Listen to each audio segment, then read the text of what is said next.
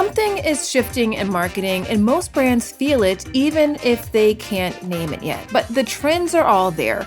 Customer acquisition costs continue to rise. Trust in brands and institutions keeps declining. Audiences are splintering into smaller, identity-driven communities, each with their own influence, expectations, values, and tolerance levels for how brands treat them. What we're seeing is a convergence of forces: rising acquisition costs, as mentioned, declining trust, increased audience fragmentation, and the rapid normalization of AI. Individually, each could be manageable. Together, they're redefining how growth actually happens. And now in 2026, those forces are all colliding. Brands aren't just competing on creativity or efficiency or convenience anymore. They're competing on trust, relevance, and leadership in an increasingly fragmented world. And that's why today's conversation really matters. I'm joined by Bennie F. Johnson, CEO of the American Marketing Association, an organization with a rare vantage point into how marketers across industries are responding to these shifts. In this episode, we break down what the data and patterns are revealing about why trust is emerging as a defining growth constraint, how fragmented identity-based communities are reshaping relevance, what responsible and risky uses of AI look like in practice, how leadership and workforce models are evolving alongside these changes, and what the AMA's 2026 Future Trends in Marketing Report signals about what comes next. I'm going to drop a link to the full report in the show notes for you so you can access it and have a good read. There's lots of really juicy, good stuff in there. Now, this isn't about reacting to headlines. It's about understanding the forces reshaping marketing so you can make smarter decisions before the market makes those decisions for you. So after this short break, you're going to hear my conversation with Bennie as we dive into what these changes are and what they mean for you and your brand. HubSpot helped Tumblr solve a really big problem. They needed to move fast to produce trending content, but their marketing team was stuck waiting on engineers to code every single email campaign. Now they use HubSpot's customer platform to email real-time trending content to millions of users in just seconds. The impact? 3 times more engagement and double the content creation. Want to move faster like Tumblr? Visit HubSpot.com. Hey, Bennie, thanks so much for joining me today. How are you?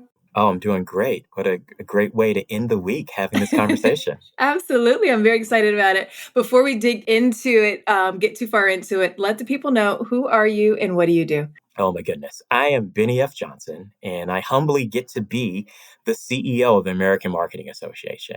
And so that means the world to me because I'm a kid who loved marketing, who got a chance to become a marketing executive and CMO. And now I get the chance to be in charge of the world's largest marketing community for professional marketers. Our members cover everyone from the 18-year-old who's just learning about marketing in school to the deans and professors who are teaching. Our members include individual marketing practitioners, all the way up to CMOs, agency owners, creatives, you name it. Anyone who's engaged in marketing and brand building can be and as a part of the American Marketing Association. I love it. I love it. And you have a unique purview into what people are talking about, what people are thinking, what they're saying, challenges at all levels. So I'm curious, from your perspective, what is the state of inclusion in marketing today? You know, it's interesting that inclusion, by whatever name or category you want to give, has always been a part of marketing success. You think about it, the heart of marketing is understanding how to build and connect with new markets, how to bring the best and most out of communities. These are all things that are core tenets of understanding inclusion and understanding having a diverse space in there. You know, I think that marketing is a profession that continues to grow in terms of those who are practitioners as well. We see a profession that's more diverse today than it was 20 years ago. That will be even more diverse 20 years from now. Right. We see a space in which, you know, when you're making new markets or expanding markets, it's the engagement of your brand that comes from having diverse perspectives. Absolutely. Both on the work and in the audience. Right. So it's one of those questions that we get asked a lot, but it's true to the DNA of success and impact of marketing. Totally agree. Totally agree. I'm curious on because I think a lot of times whenever I hear marketers talking about inclusive marketing, Mhm. they relate it to the moral good thing to do and not so much with business outcomes and business success, which I always say like they're not Right, either or. And I right. know you all talk a little bit about marketing for good. And I'm curious on what your perspective is on marketing for good and what its connection is to business results, business outcomes, and societal impact. Well, I think in some cases, you set up a bit of a false choice, right? Mm, You end up with a false choice in there. Ultimately, at its heart, marketing is about impact, yeah, right? It's about impact. If I just kind of think about the core function and role of marketing, it is to create markets and opportunities. It is to connect innovation and products and services with audiences. It's to move message, right? So whether you're working for a B Corp, a for-profit company, a large, a small, whether you're doing message giving campaigns, a nonprofit, it's all about communicating and moving, an audience from point A to point B for impact. absolutely. When I think about it, as our work expands and as the requirements for audience expand, you see more of this elevation for good. And that's an important part of it, but it's not the only part of marketing, right? If you're doing great marketing, you're having positive impact, Right, right? And I don't think you decouple those things, right? Because right, if you're running marketing and your goal is to grow a message, a product, or audience, and you're not growing the message or product or audience, you don't have the ability to do well, to do good, right? Those things have to kind of work in concert. And I think sometimes people will shy away from understanding the core tenets of business in a pursuit for saying, well, if I'm doing something that's marketing for good, by some definition, it can't be for the business. And I yeah. don't think we core believe that it's the exact opposite, that it is for the business drives things being good. Yeah, I'm with you. I'm with you on this 100%. From your conversations with marketing leaders, how are they embracing inclusive leadership and inclusive marketing for the brands that they are working on? I think inclusive leadership probably becomes even more important, as you just mentioned. More and more marketers are becoming more diverse in terms of their identities, et cetera. And that's only going to become more so as we go into the future. So, what is the role of inclusive leadership there? I think the best leaders are active in their evolution as leaders, Mm, right? So understanding the core of their teams, understanding the assignment at hand, the objectives and the outputs.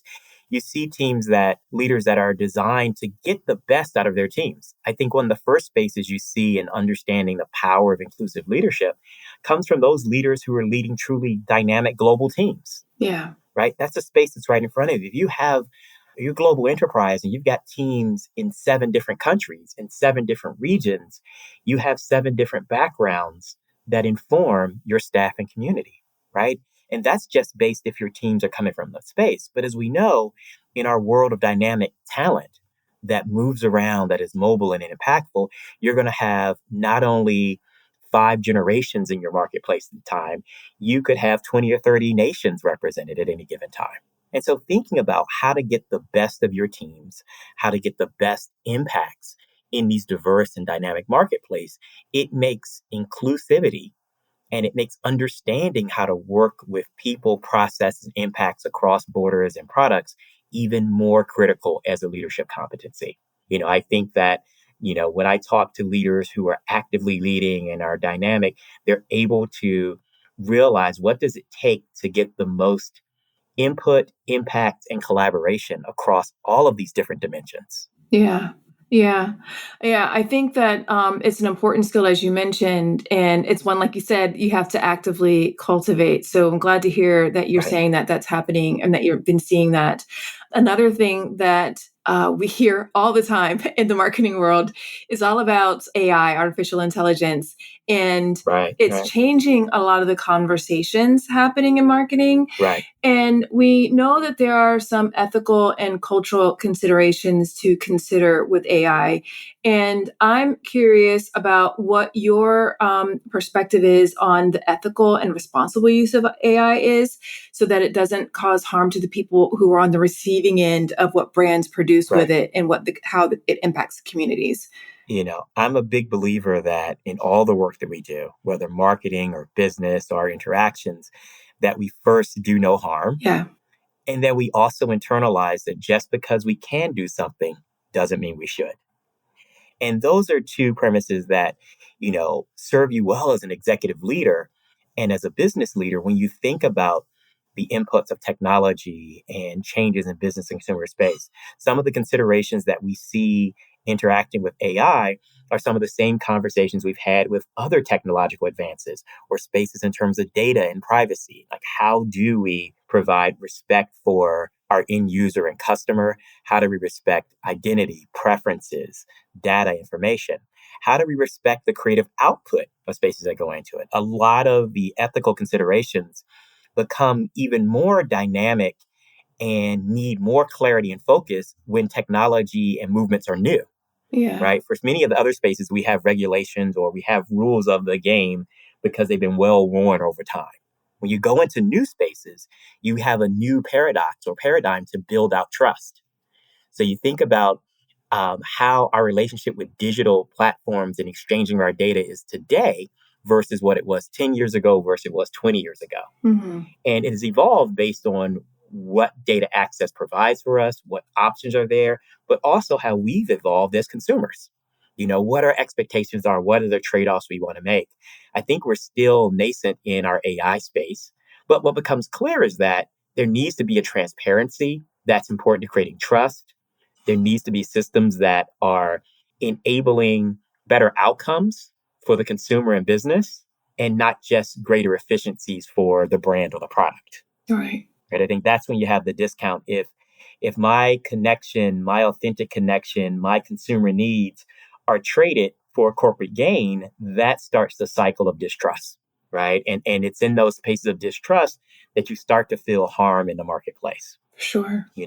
I don't think consumers are still excited by the novelty and the innovation of AI and space in there, but they feel some type of way and harm when it's not disclosed that AI is involved, when Right. it's not disclosed as what's being done with the data, when weird things happen and you realize you have no control. Right? Those are those trust breakpoints that we see in the marketplace. Now, a consumer may not say, "You've broken my trust in this moment." It shows up in other ways in voting with their product, in feeling negative brand backlash, in moving away from different markets and reason. And that's so important because we won't benefit from the unique gains that you can have for AI as it relates to marketing and brands if we don't maintain that trust. Absolutely. Absolutely.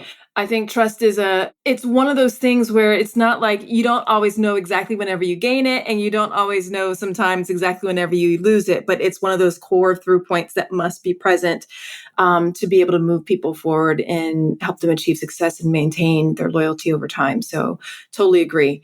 I want to switch gears a little bit and talk about your 2026 AMA Future Trends in Marketing Report that's going to be released very soon. And one of the areas that's highlighted is building trust in a fragmented world, Right. which is very important for, I guess, what you all call them are fragmented identity based communities. Can you Right. explain what you mean by fragmented identity based communities and how that impacts brands and marketers? Well, we'll do a little bit to try to speak about that. First of all, thank you for highlighting it. This has been something that we've been working on recently at the AMA in creating a series of proprietary research spaces as the world's largest professional community. How can we glean insights from our community that are impactful to the industry and the profession? And so this is one of many spaces, but it's a great conversation to start the year off when we're focused on what's now, what's next, looking at the trends in space. And as we just had our conversation, trust is always an active driver in marketplaces. Trust allows us to eliminate friction. And we know in economic sense, in business, friction becomes really expensive. If Right. it's too much for you to acquire a customer, that's the friction. If it's too much to maintain a customer, if you're brand has to spend more money to overcompensate for performance in the marketplace. Those are all areas in which trust shows up. Well, you may not say the word trust, but those are the cost.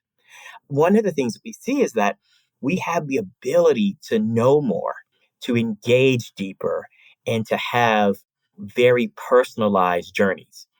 That was a conversation we had 10 years ago about personalized journeys. When you look at the data now and the ability to use artificial intelligence to craft even more dynamic messaging, we can build a space that gives you a pass at authenticity to communities and customers.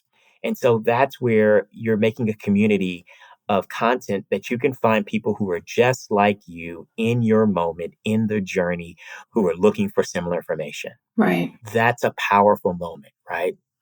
But in that sense, right, with that great power becomes the great responsibility for the brands. How do you make sure that this is a space in which you're respecting the norms, the information? How do you do this in such a way where you're not exploiting the customer space or this insight that you have on the knowledge, but you're actually doing things that advance the brand, advance the relationship with the customer? So when you start to look at these micro communities or ways to target, they're an area that rewards your understanding of what drives, motivates, and moves your customer in an essential, authentic, culturally rich way. And it's something that if a brand can tap into that, you see that continuing this notion of the kind of tribal and familiar experience around brands. This brand gets me, understands me, creates products for me that matter. And so in exchange for that, I deliver more trust. Right. But what happens when a brand takes that for granted or, steps a bit too far? That's the recipe for breaking of trust. And there's a direct correlation with that in blowback on your brand and business outcomes. Yeah. Okay, I've got another podcast recommendation for you. It's Marketing Against the Grain, hosted by Kip Bodnar and Kieran Flanagan, and it's brought to you by the HubSpot Podcast Network, the audio destination for business professionals.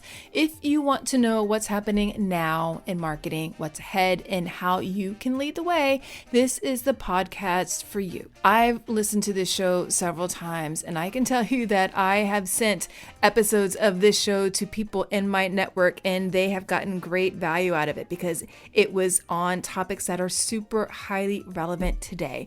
If you want to check out a recent episode to pique your interest, check out My Data Proves SEO is Not Dead, plus how to rank #1 on Google and AI. It's a super practical show where you'll get lots of no fluff insight. So I definitely recommend checking it out. Listen to Marketing Against the Grain wherever you get your podcasts. Is there a way that you recommend that brands go about building trust and maintaining that trust, in particular by authentically and effectively engaging these communities? Because I know it, as a consumer, it often feels like brands struggle with that authenticity part. And from some research that I've done on how brands are engaging representation in marketing and inclusive marketing overall, their point of view is that brands really struggle with that authenticity part. So I'm wondering if you have any recommendations for how brands can go about rectifying that. It's funny. My first bit of advice is a recognition that it's hard, right? It's something that has to be active. Like we used that way to describe leadership earlier, like this notion of active. It's not set it. I'm an authentic brand. I understand it. Therefore, every action I have will be authentic. No, relevance and authenticity are badges that you have to earn every day and in every interaction. And that's what makes it so hard. Right? Because we're in a world in which, as consumers, we don't expect a cookie cutter experience from the brand. If the brand we expect consistency as a driver of authenticity. We expect the fact that this should meet to the changes in my world and environment. If you're a brand and you say, I am with you and I understand you, that's a really strong promise on the brand. And so when we have a disconnect, it's actually worse to have a consumer feel like you know them and let them down than it is for a brand that's like, hey, I'm generic. I'm the same thing for everybody all the time. Right. Right. Yeah. And in that effect, you know what you get and you get what you know, right? You're just kind of, okay, that's what we have for a brand. It's those brands that sometimes are half in, half out, Right. where it becomes a challenge, right? I'm going to connect with the most a dynamic influencer in the space. I'm going to have input for this season and build it into the product that I do. We're going to have connection, and that lasts for 18 months for a campaign. But what happens the next 18 months? If Yeah. you change your focus and shift your campaign, then I don't know who you are anymore. Right. Right. And then I don't know who you are to me. I want to know if you feel like general market approaches still work today, especially given this sort of fragmented consumer. So the reality is general marketing can still work, Okay. right? It's a question of good, better, best, right? It's a question of meeting the goals versus exceeding. It's a question of surviving versus thriving, Yeah. right? So I won't say that if you do a generic approach to marketing, no matter what your product is, its scale or its scope in there, that you won't have success. You can have a level of success. What we know is if you want to be able to separate your brand, distinguish your brand, thrive in markets and space in there, it's going to be best to evolve to these more relevant approaches to marketing, Yeah. right? And that's what you see, the audience's understanding and experience are evolving with that. You know, you think about just some of the technology advances in retail sales. We all look at our shopping cart experience through the experience of going to Amazon. Yeah. If your shopping cart isn't at the pace setter's ways, then you're always going to be at a disadvantage with your consumers. Now, we know that Amazon has thousands of engineers and coders working and refining to get to that space. But as consumers, we don't have that rational advantage. We expect that if I go and click on one website, the next website should do the same, Yep. right? Yep. It's kind of, and for better or worse, good or bad, well earned or not, that's the way that we end up making decisions about our brand experiences. Yeah. So, good solid marketing is good solid marketing, right? Right. Will get you somewhere. But being able to evolve and be dynamic in these spaces with the tools, the responsibilities, and the expectations of your customer space are going to help you thrive. Yeah, totally agree. Totally agree. One of the other trends that you all have in this upcoming report, the concept of the liquid workforce and portfolio career. Yes. Can you talk a little bit about that and what types of brands are leaning into having this type of workforce? It's interesting. I find myself coming back to this little equation that I love to talk about, which is this kind of change model, which is if the future of business is changing Yeah. and the future of work is changing, therefore the future of the profession and the professional change. We've had in the last 5 years an unprecedented kind of reset of what it means and how we work, right? The notion of work from anywhere, the Yeah. notion of technology advances, the ability to go in and out of spaces, and the conversations and reconciliations that we have with our life and work, right? What does work life balance really mean today? I remember years ago, we talked about work life balance, but it was still going into the office 9 to 5. Right. Now, my work life balance can be working from the side of a mountain with really strong Wi Fi, developing a global firm, Yeah. right? It means that I can make some other conversations. When you start to think about that, combining those areas together, if the business can be run from any and everywhere, and the work is dynamic enough in which the software systems and platforms and streaming platforms enable that collaboration and connection, it changes what you need to have. It also puts pressure on the businesses from a real kind of economic sense. What do I need to run my team? Do I need to have people for full-time hire when they're really doing a collection of projects? Do my projects, can one hire meet all 6 different projects that I have?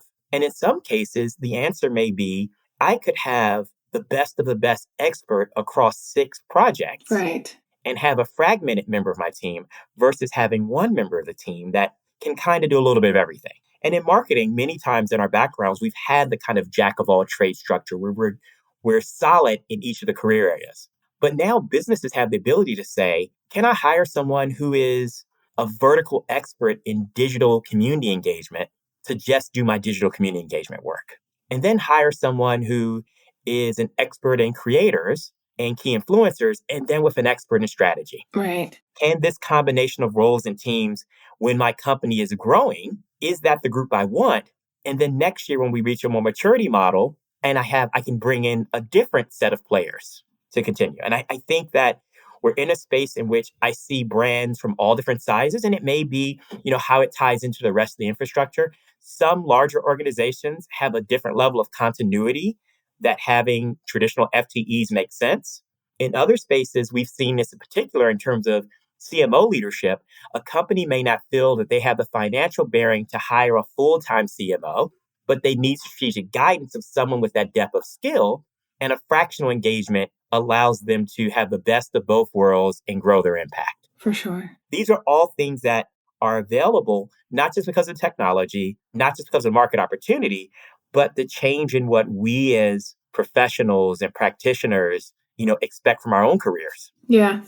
We talked earlier about brands, and sometimes they can Yeah, struggle with authenticity with like these fragmented communities of, that are often underrepresented and underserved. right. Do you see like this liquid workforce as an opportunity to help brands bring in people who have those lived experiences or expertise in particular communities that they're trying to reach? I think so. I mean, but when you Okay. think about it, that concept in itself isn't necessarily new in our marketplace. We've Yeah. always had brands who've been able to bring in a consultant or expert in another space in there if they're going into markets. I think as we come back to that, one of the challenges for the brands isn't just the vertical authenticity, it's the kind of cross community authenticity. Because Yeah. what happens when our community, the authentic brand self in the community, is in conflict with the other, right? What happens when you have to be large and small at the same time? What happens when your brand has a conversation that's both red and blue and Yeah. you're showing up at? I think about some of the challenges of portfolio brands, and you look at, I won't name the guilty, but you look at some of the big portfolio brands that have in there that have products that have completely opposite Yeah. brand messages in space. Right. I can think of some healthcare beauty mega brands that have two lines that their marketing couldn't be either further from them. Yeah, no, totally get that. Totally get that. All right. Well, as we wrap up, I want to ask you to put on your hat as a consumer Yes. and tell me about a time when a brand made you feel like you belonged. Oh my goodness. So I will say a brand that always surprises me and always makes me feel like they're there for me throughout all the phases of my life will have to be Lego, right? I love Lego for all of the reasons you would expect, and for all of these unexpected ways in which Lego over the last few years has doubled down on the fact that play is for everyone, not just for kids, and that play is a way in which we dig into communities that are part of it. So Lego has a way of understanding the culture of building and innovation, creation and storytelling. And then they've come up with these partnerships that bridge in the nostalgia. One of the I look at Lego's approach with their Lego Ideas program, which is a platform in which you have citizen creators, if you will. People can come in and say, here's a great idea for a set that you didn't create yourself, but I've in there. And their brand has been flexible enough that that's a part of their narrative. Yeah. You, my community, create something. But they also pull in things that are unexpected ways in which we're going to have tribute to cultural moments. I mean, I just saw as we're recording this, they just dropped the announcement that they've created the Enterprise. So if you're a Trekkie or just fond of Trekkie, this is amazing. It's a full on super set that's about Star Trek's Enterprise. Yeah. They've been doing this for years for Star Wars. So if you're a Star Wars fan, this is old hat to you, but it continues to dig deeper in it. But Lego finds a way to have communities, whether it's art, innovation, space, monument, or fan fiction that give you a space in there. I love the fact that, play and innovation is a theme, and the high quality of that gets passed on to space. I mean, one of the things that I love about Lego is their internalized brand ethos and employee ethos that only the best is good enough. Right. And you see that in these interactions. And I just highlighted some of the ways, but it's really impressive how their brand makes space for community. I love it. I love it. And I think I've always admired Lego and how they are able to reach out to people who are often forgotten as well. So I think they just do an exceptional job of bringing people in together and saying, this is for you. So Yeah. I really appreciate that example. And they're active, to your Yeah. point. Yeah, like they're always working. Yeah, yeah. This has really been a lovely conversation. I've learned so much. I'm excited about what you all are doing at the American Marketing Association, and especially how you are just helping to educate and pave the way for helping marketers to continue to evolve and grow their skills. Any parting words of wisdom for marketers and business leaders who want to do a better job of building inclusive brands that make a bigger impact on the broader diversity of customers that they're serving? Well, first, I want to express the gratitude for you being here, having this platform, and digging into this conversation. I'm so excited to be here and grateful that you've created a space for us to talk about the AMA in a space. For my marketers and our listeners, please know this is the most dynamic time ever to be in marketing. It's the most dynamic time to have your brand, to have your voice, to create new opportunities, and to be globally engaged and diverse. It is a time in which the tools are there, the opportunity is there, and the challenge is there. You know, dynamic creative marketing is about problem solving, value creation, impact building for as broad a community, as dynamic of a community as you can find. And I think in its heart, that's the definition of successful inclusion in marketing. Very cool. Very cool. Thank you again, Bennie, for your kind words and just the wealth of knowledge that you bring. I really appreciate you. Well, thank you for having me join you all. What this conversation makes clear is that the biggest shifts in marketing aren't coming from one new channel or one new tool. They're coming from how trust is built or broken, how relevance is earned in increasingly fragmented, identity-driven communities, and how leaders are choosing to respond as AI, workforce models, and consumer expectations evolve at the same time. So as we head into 2026, the brands that grow won't be the ones chasing every new tactic. They'll be the ones who understand what's actually changing and adapt how they lead, how they show up, and how they build relationships as a result. Now, if you want clarity on where friction may be limiting momentum for your brand, whether that's trust, relevance, or execution, take my quick What's Slowing Your Growth assessment. It's designed to help leaders pinpoint where their strategy isn't keeping pace with how the market is changing and where to focus next. You can find the assessment at frictionlessgrowthlab.com/quiz. And I'll also drop a link for you in the show notes so you can access it easily. We'll talk soon in the next episode.